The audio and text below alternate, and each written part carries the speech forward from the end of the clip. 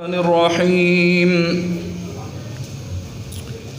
اليوم أكملت لكم دينكم وأتممت عليكم نعمتي ورضيت لكم الإسلام دينا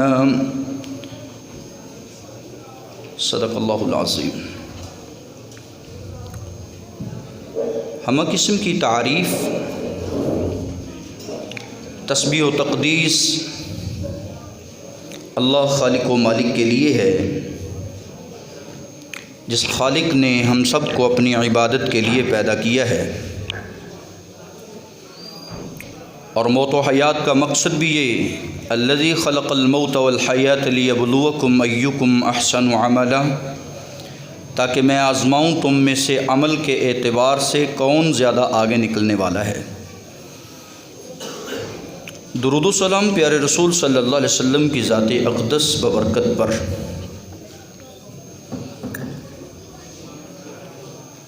زندگی منہج سلف کے مطابق گزاریے۔ آج اس کا چوتھا جمعہ ہے، شعبان کی آج 10 تاریخ ہے، رمضان کی آمد ہے، اور جنوری کی آج 30 تاریخ ہے۔ پتہ چلا کہ شعبان یہ رمضان المبارک کا دیپاچہ ہے اور مقدمہ ہے۔ جیسے کتاب کے شروع میں دیپاچہ اور مقدمہ لکھا ہوتا ہے، تاکہ پڑھنے والا قاری اس کو پڑھ کر ذرا اندازہ لگا لے کہ اس کے بعد کیا ہونے والا ہے۔ تو شعبان یہ غفلت سے بیداری کا مہینہ ہے۔ شعبان رمضان المبارک کی تیاری کا مہینہ ہے۔ نبی مکرم صلی اللہ علیہ وآلہ وسلم اس مہینے میں روزے رکھا کرتے، اور شرعی طور پر شعبان کو یہ عزت اور عظمت اللہ نے نبی صلی اللہ علیہ وسلم کے نفلی روزوں کی وجہ سے دی ہے۔ فرماتی ہیں اما عائشہ صدیقہ رضی اللہ تعالی عنہا، بخاری کی 1950 نمبر روایت، یہ ماؤں اور بہنوں کے لیے پیغام، فرماتی ہیں کہ جو میرے رمضان کے روزے رہ جاتے تھے تو شعبان کا جب مہینہ آتا، کان یکون علی الصوم، جو مجھ پر روزے فرض ہوتے، جو میں نے ایام مخصوص میں چھوڑے ہوتے، میں ان کی گنتی کو شعبان کے مہینے میں پورا کرتی۔ تو آج کا پیغام 15 شعبان سے پہلے اپنے قضائی جو آپ کے روزے رمضان کے رہ چکے ہیں ان کی ادائیگی کیجیے، ان کی قضا کو پورا کیجیے، اور اللہ توفیق دے رسول مکرم صلی اللہ علیہ وآلہ وسلم کی سیرت کو اپناتے ہوئے رمضان المبارک سے پہلے رمضان کے روزوں کی تیاری کیجیے، اس کی مشق کیجیے۔ پیارے پیغمبر جناب محمد الرسول اللہ صلی اللہ علیہ وآلہ وسلم کا یہ فرمان نسائی کی 2359 نمبر کے اندر موجود ہے، یغفل الناس عنہ بینا۔ میرے رسول فرماتے ہیں یہ غفلت سے بیداری کا مہینہ کس کے لیے ہے؟ یہ اسلامی سال کا 8واں مہینہ جس کا نام شعبان ہے، یہ رجب اور رمضان کے درمیانی مہینے کا نام ہے، اور اس مہینے میں ترفع الاعمال، انسان کے اعمال اٹھائے جاتے ہیں، اللہ رب العزت کے ہاں پیش کیے جاتے ہیں۔ فرمایا ترفع الاعمال الی رب العالمین فیہ فاحب ان یرفع عملی وانا صائم۔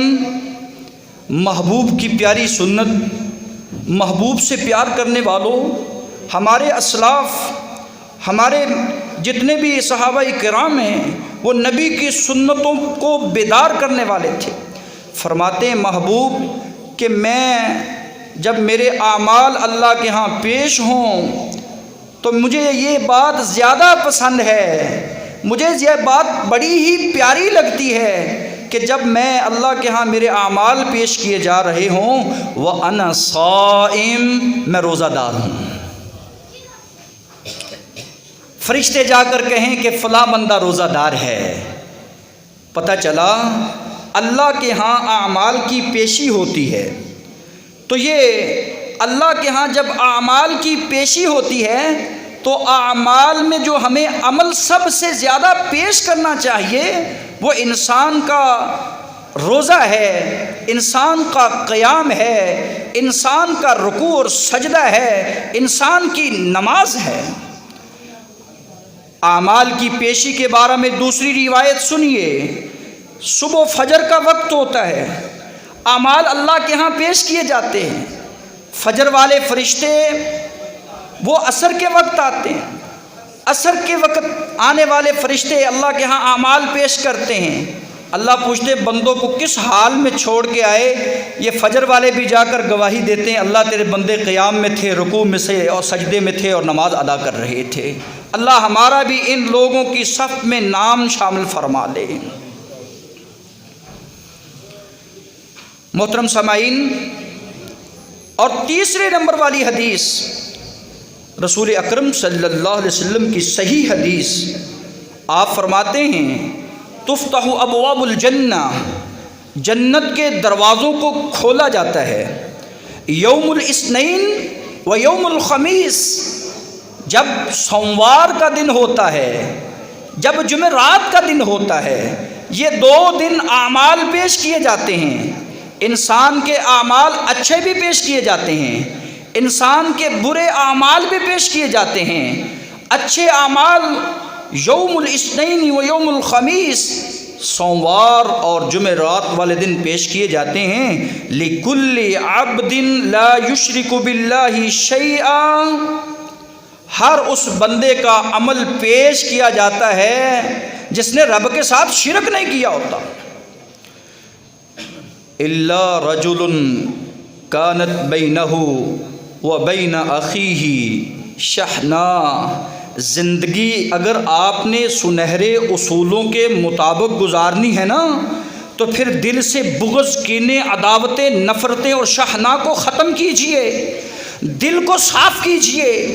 جس طرح آپ اپنے کپڑے کو میل کچیل سے صاف کرتے ہیں، آپ اپنی ظاہری حالت کو پانی سے، صابن سے اور مل کر اس کو صاف شفاف کرتے ہو، اسی طرح دل کو بغض، کینے، عداوتوں اور نفرتوں سے پاک کیجئے۔ فرمایا یہ بدبخت، بد نصیب، اس کی نمازیں، روزے، قیام پیش نہیں کیے جاتے جس کا دل اپنے مسلمان بھائی کے لیے صاف نہیں ہے۔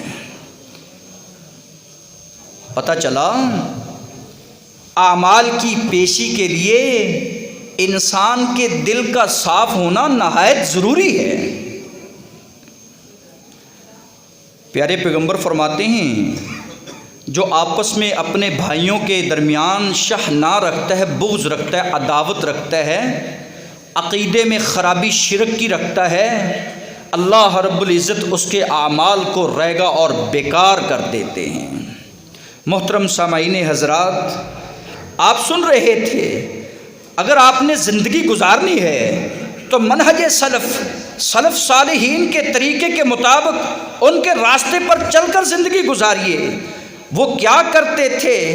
وہ ہر عمل کو جب کرتے تھے تو اس کا اخذ قرآن و سنت سے کرتے تھے، اس کی دلیل پکڑتے تھے، کیونکہ زندگی اصول کے مطابق گزاری جاتی ہے اور اصول میں ایک دلیل ہوتی ہے، دوسرے نمبر پر اتباع ہوتی ہے، تیسرے نمبر پر اعتدال ہوتا ہے۔ دین محبت سے نہیں، دین دلیل سے چلتا ہے۔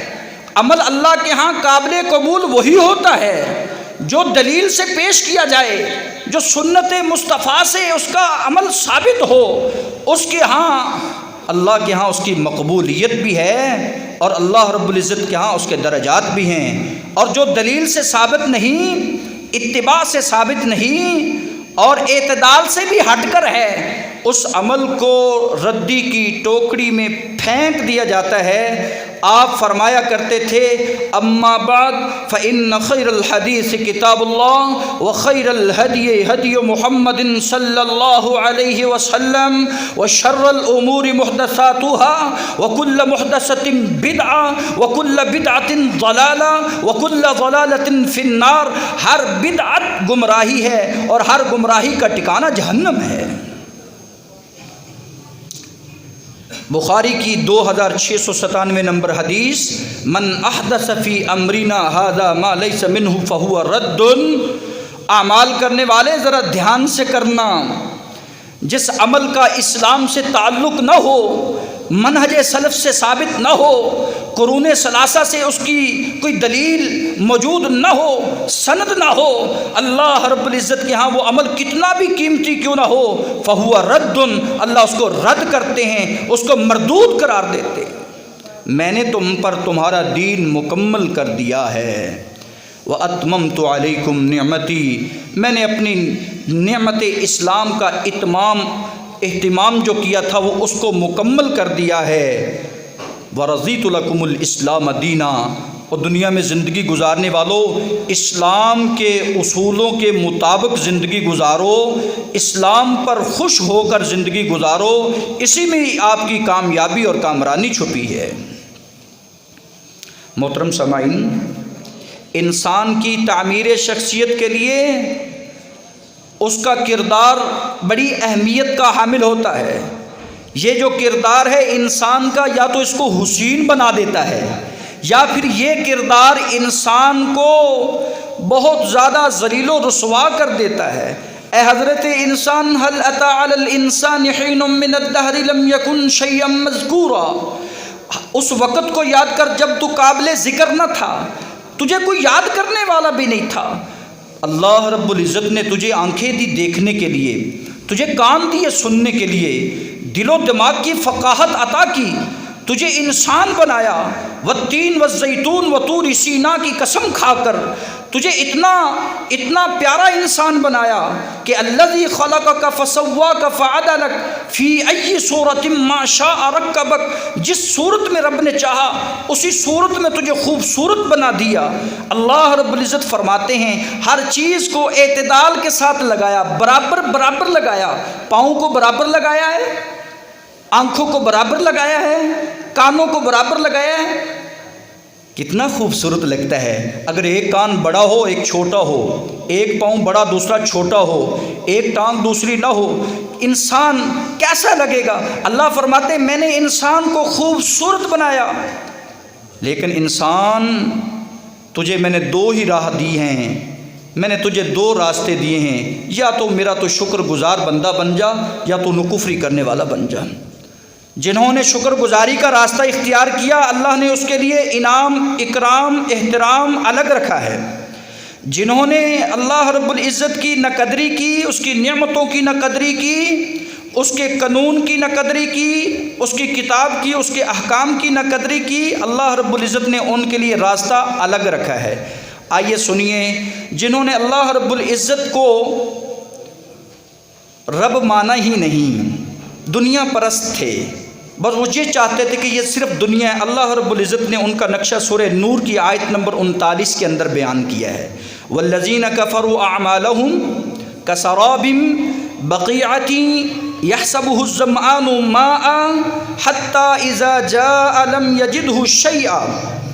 اللہ رب العزت فرماتے ہیں وہ کافر جو منکر ہوئے، ان کے اعمال کی مثال ایسے ہی ہے جو انہوں نے اچھائیاں کی ہیں، لوگوں کے ساتھ اعمال صالح کیے ہیں، نیک اعمال کیے ہیں، اچھا برتاؤ کیا ہے، حسن معاشرت سے زندگی گزاری ہے، لیکن اعتقادی طور پر وہ کافر تھے، مسلمان نہیں ہوئے۔ ان کے اعمال کی مثال ایسے ہی ہے جیسے وہ کسی ایک ٹیلے کو دیکھے کہ وہاں پانی ہے، ریت چمک رہی ہو، اور وہ سمجھے کہ بہت زیادہ پانی ادھر ہمیں ملے گا۔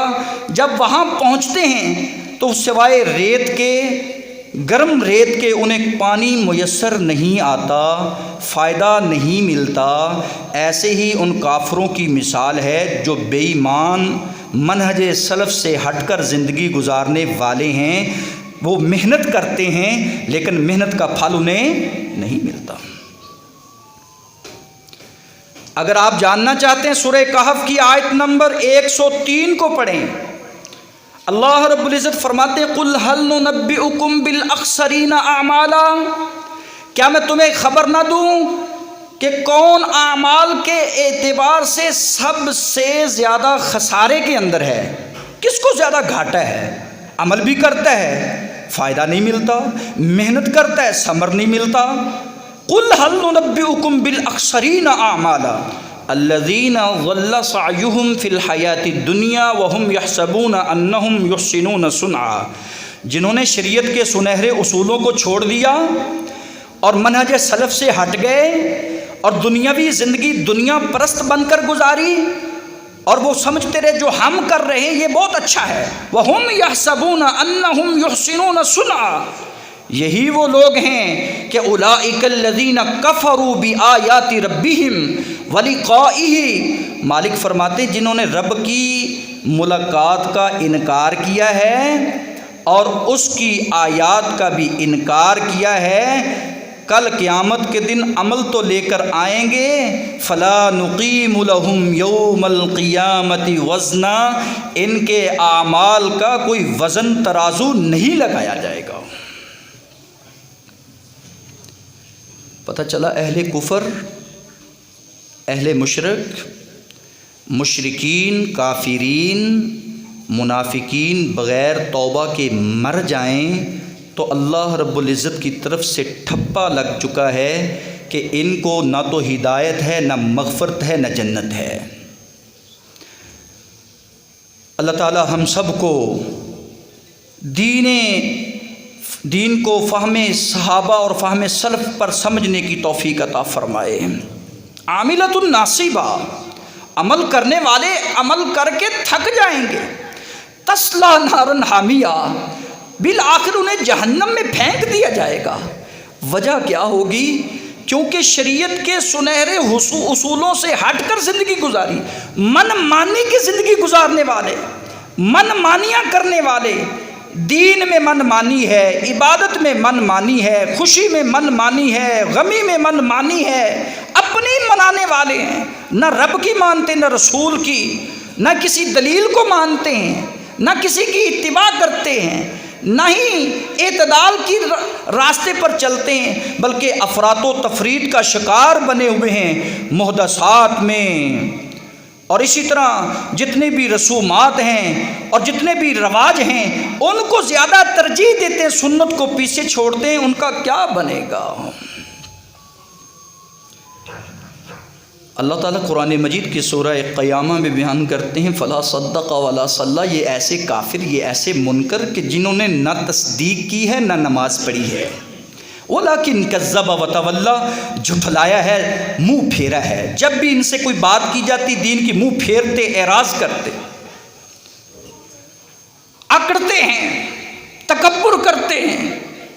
اللہ رب العزت فرماتے ہیں سورہ واقعہ آیت نمبر 83 تا 87، فلولا اذا بلغت الحلقوم وانتم حينئذ تنظرون ونحن اقرب الیہ منکم ولکن لا تبصرون، جب ان کی جو روح ہے جب گلے میں اٹکتی ہے نا، پھنستی ہے، جب کافر کی موت دیکھنا، بے ایمان کی موت دیکھنا، تو اللہ فرماتے ہیں تم بہت زیادہ قریب ان کو دیکھ رہے ہوتے ہو، لیکن تمہارا رب تم سے بھی زیادہ قریب ان کو دیکھ رہا ہوتا ہے، تم اپنے رب کو نہیں دیکھ رہے ہوتے کہ ان کا انجام کیا ہے، رب کو پتہ ہے ان کے انجام کا۔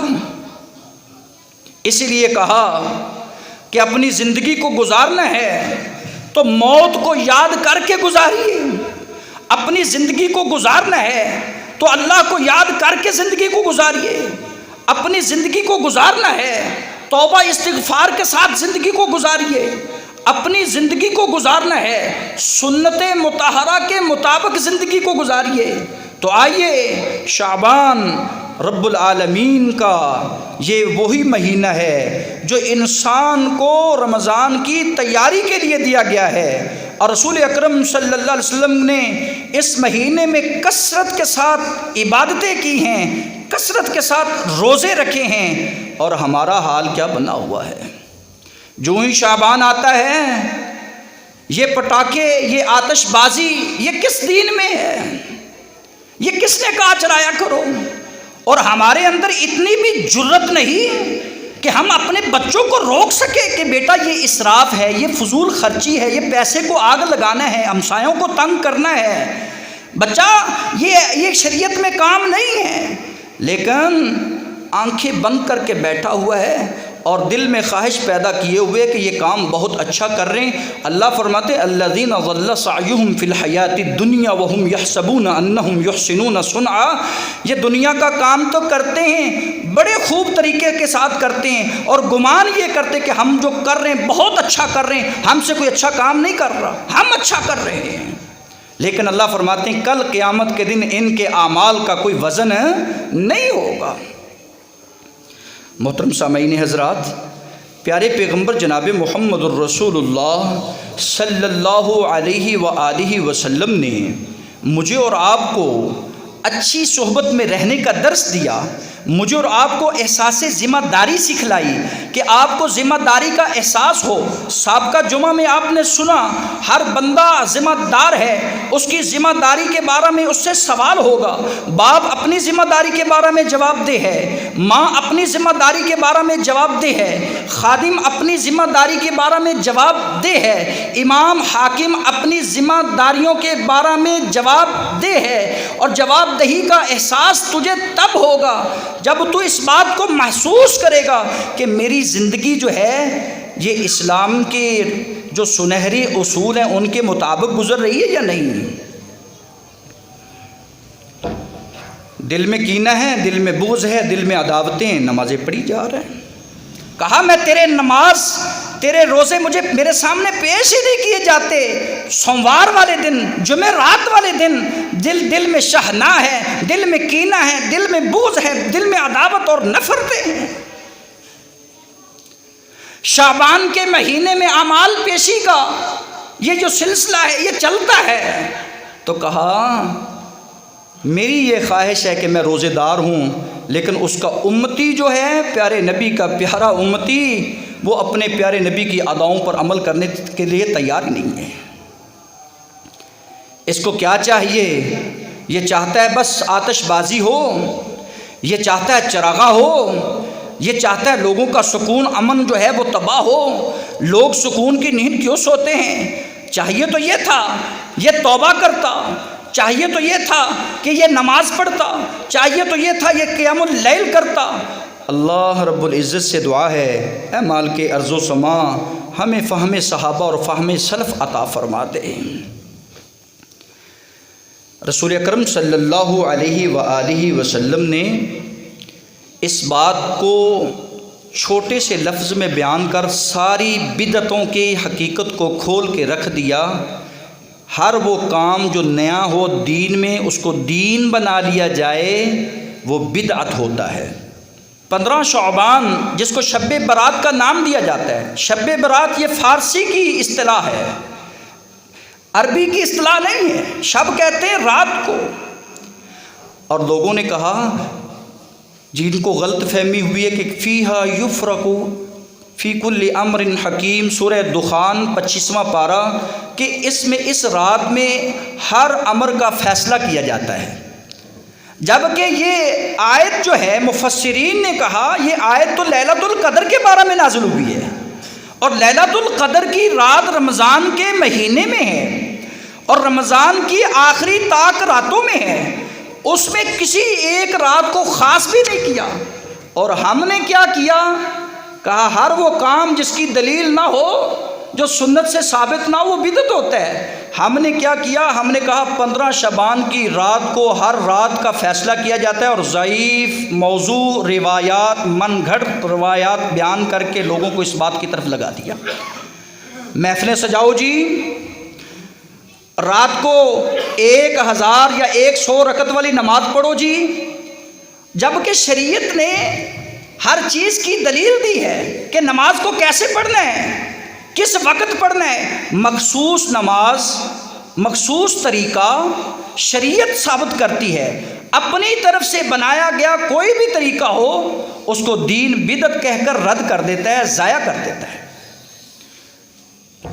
ایک عقیدہ اور پیش کیا جاتا ہے، وَمِن وَرَائِهِمْ بَرْزَخٌ إِلَى يَوْمِ يُبْعَثُونَ۔ کھانے والوں نے اپنا نظام چلانا تھا، کہا یہ جو روحیں ہیں یہ واپس آتی ہیں، حلوہ بنایا کرو، یہ ڈشیں تیار کیا کرو، اور ڈشیں مختلف تیار ہمارے گھروں میں ہمارے معاشرے میں ہو رہی ہیں۔ برزخی زندگی سے جو چلا گیا ہے اس کا قیامت تک اٹھنے کا کوئی امکان نہیں ہے، جس کو رب نہ چاہے قیامت جب آئے گی یہ سارے ہی اپنی قبروں سے اس دن اٹھائے جائیں گے، اور من مرقدنا ھذا من مرقدنا، یہ روتے ہوئے اٹھیں گے اور کہیں گے، ان کی آنکھیں جھکی ہوں گی جنہوں نے رب کی نافرمانی میں زندگی گزاری ہوگی، اور ان کے چہرے پہ ذلت اور رسوائی چھائی ہوگی۔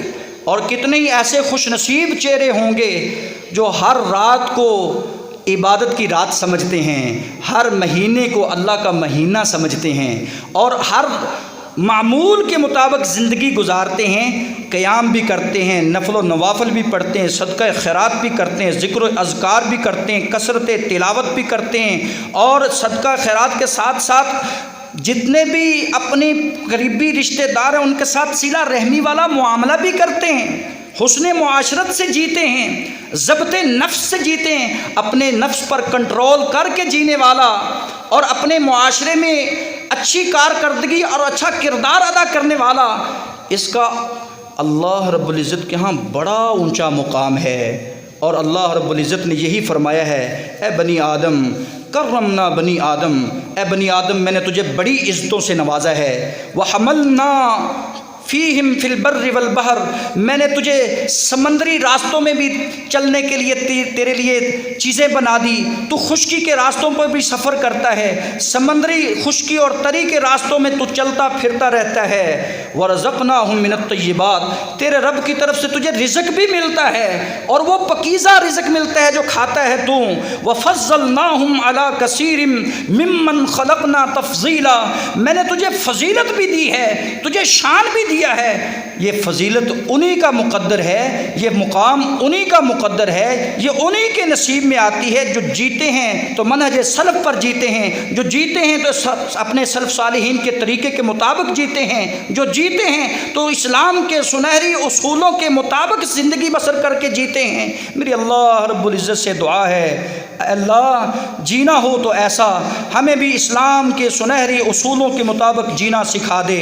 سبحان ربک رب العزت عما یصفون وسلام علی المرسلین والحمد للہ رب العالمین۔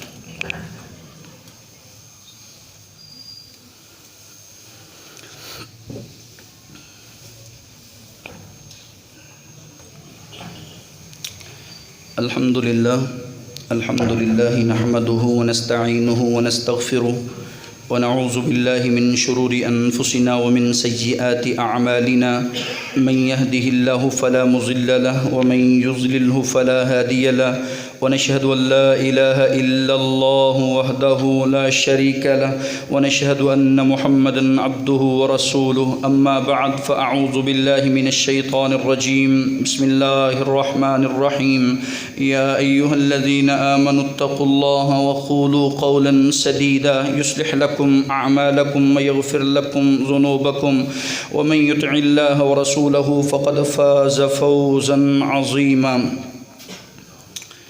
آج کی خطبہ جمعہ کا خلاصہ یہ ہے، شعبان کو شریعت کی روشنی میں گزاریے، جس طرح آپ زندگی کو منہج سلف پر گزارتے ہیں۔ جو آپ کے سابقہ رمضان کے روزے رہ چکے ہیں ان کی قضا کو ادا کیجیے، ان دنوں میں روزے رکھیں، اور ان دنوں میں روزہ رکھنا رسول اللہ صلی اللہ علیہ وسلم کی سنت ہے، اور یہ جو آتش بازی، یہ پٹاخہ، یہ حلوہ خوری، یہ رسول اللہ کی کوئی سنت نہیں، معمول کے مطابق آپ زندگی کو گزاریے۔ دوسرے نمبر پر اللہ کے رسول صلی اللہ علیہ وسلم کی حدیث سے ہمیں یہ پتہ چلا کہ اعمال پیش کیے جاتے ہیں سوموار کو، جمعرات کو، فجر اور عصر کے وقت، اور اسی طرح شعبان کو۔ تو ہمیں اپنے اعمال کو جب اللہ کے ہاں پیش ہوں تو ہمارے دل جو ہیں وہ صاف ہونے چاہیے۔ کہا ان کے اعمال پیش ہی نہیں کیے جاتے جن کے دل میں بغض، کینہ، عداوت اور نفرت پلی ہوئی اپنے بھائیوں کے بارے میں، اور اسی طرح جن کی زندگی میں شرک ہے، عقیدے میں خرابی ہے، اور عمل میں بدعت ہے، اللہ رب العزت کے ہاں ایسے اعمال کی کوئی قدر و قیمت نہیں ہے۔ اور اسی طرح اہل سنہ والجماعہ کا یہ منہج ہے کہ آپ شعبان کی عبادتوں کا بالکل انکار نہیں کر سکتے۔ شعبان میں معمول کے مطابق جیسے پہلے عبادتیں چلتی ہیں، آپ رمضان کی تیاری کے لیے زیادہ مشق کریں، لیکن اس میں خاص کر لینا کہ ایک رکعت کو یا 100 رکعت پڑھنا ہے جی لازم ہے، اس کی کوئی دلیل نہیں، نہ صحابہ کرام سے نہ منہج سلف صالحین سے، اس کا کوئی سند نہیں ہے، کیونکہ دین ہمیشہ دلیل کے ساتھ چلتا ہے، دین ہمیشہ اتباع کا نام ہے۔ تو ہمیں اتباع کس کی کرنی چاہیے؟ اللہ اور اس کے رسول کی، اور اس کے بعد خلفائے راشدین کی، اس کے بعد سلف صالحین کی۔ اگر ان خیر قرون جو ثلاثہ قرون ہیں جن کو خیر القرون کا نام دیا گیا، بہترین زمانے والے، جس میں صحابہ کرام، تابعین، تبع تابعین، ان سے کوئی دلیل موجود نہیں ہے، تو ایسے اعمال سے ہمیں پرہیز کرنا چاہیے۔ اللہ کے رسول نے روزے رکھے ہیں، بھائی روزے رکھو، اللہ ہمیں رکھنے کی توفیق دے۔ ویسے بھی نوجوانوں کو اس دور میں روزے رکھنے چاہیے، اب موسم ہے روزے رکھنے کا۔ سبحان ربک رب العزت عما یصفون وسلام علی المرسلین والحمد للہ رب العالمین۔